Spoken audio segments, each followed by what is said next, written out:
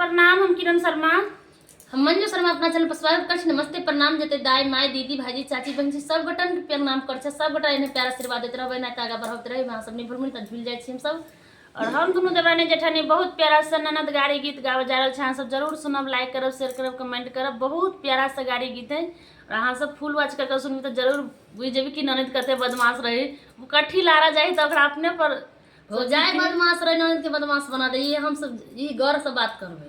ननद कनी से तिल जगह छिटलक कोनो बात तो भौजाई कथी करी है ओकरा पूरा नगर में फैलबे। बहुत प्यारा सा गीत कहबी में सुनने छिए। बूढ़ सुन कथी कहते रहे, सास खैलक दही तो भैरे घर रही है, पुतहु खैलक घोर तो नगर में भेल सोर।